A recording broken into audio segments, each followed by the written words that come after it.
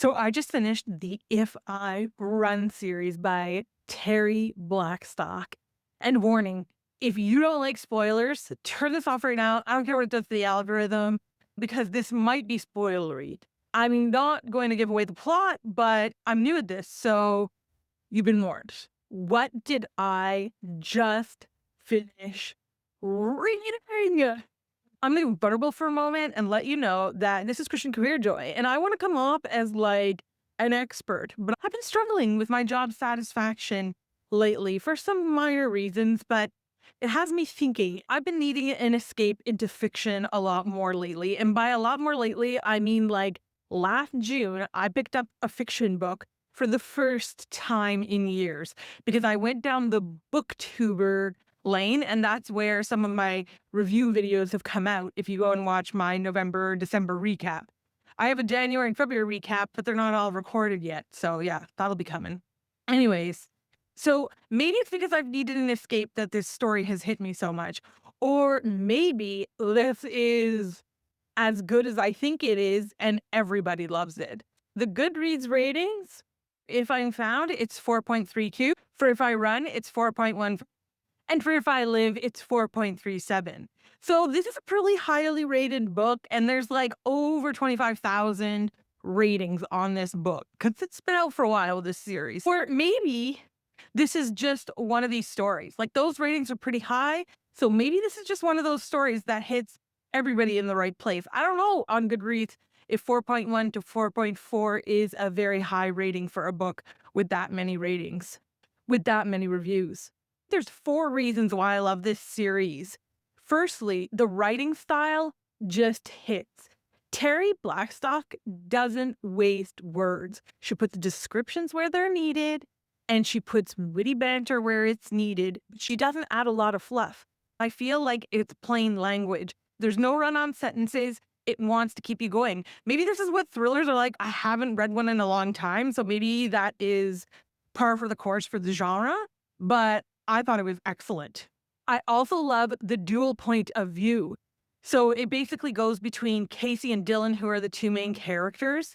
There's like the recurring cast of characters across all 3. So something else about her writing style is that I love the characters.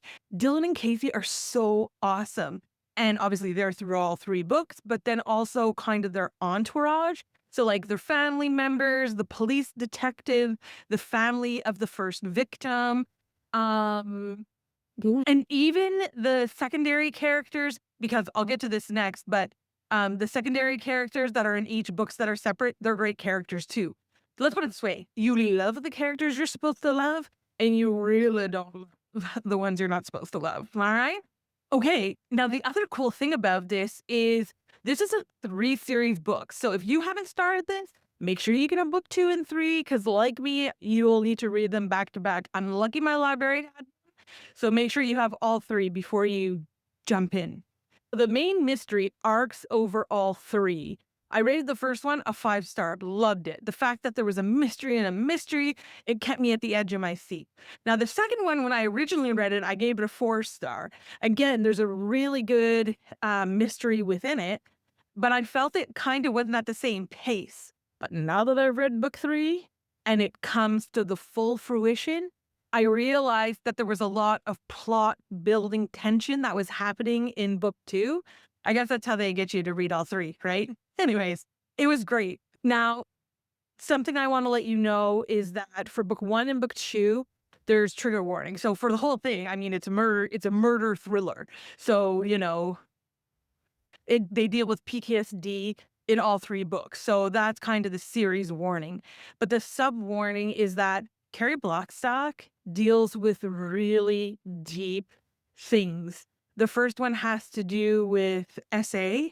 I don't think I can say this or the algorithm doesn't like it, but it has to do with little kids doing things that little kids should not be doing with adults. And then the second one's trigger warning is deletion. So again, I think that that's a word that starts with S that I can't really share. But yeah, so those are the trigger warnings for book 1 and book 2. Now, book 3 does a really cool thing, is it introduces a third point of view, and that's the bad guy from the first book. And so you're given a little glimpse into his mindset in the third book, because there's no mystery in the third book, because in the third book they're resolving the main murder. And the final element, faith. So I guess I had 4, being the writing style, the characters, it's a mini mysteries within each book. There's like a mystery within the mystery. I don't know if I'm explaining that right, but anyways, maybe that's how all series are written. Anyways, and then the fourth one is how she slowly waters the seed of faith of Casey. I guess to me, Casey is the main one, but I think the contrast is she doesn't have a relationship with Jesus. She knows who he is. But Dylan, he is someone who's solid in his faith. So even though he's the one who's dealing with PTSD from being a military member in Afghanistan, he doesn't let his diagnosis define who he is. He lets his faith in God define who he is. And that comes through so beautifully. I really think that if you have a Christian friend who isn't attending church or reading their Bible, but you know they know about Jesus and they are an avid reader, you would want to share with this, because in the third book, there is such a beautiful salvation moment. There's faith moments throughout. So one of the things that comes throughout, whether it's someone who is distant from Jesus or whether it was Casey or it was Dylan, is that their relationship started with prayer with the Lord and then making decisions and understanding that God has a plan. And so the question that brought me from this book was, Lord, just what do you want me to do in this moment, in this situation? I need to take this step of faith because you've got the bigger plan all worked out. And actually, I'll come in with a second one. The other thing is that even though there's really some awful stuff in this world, God is asking for you to see his good in that situation.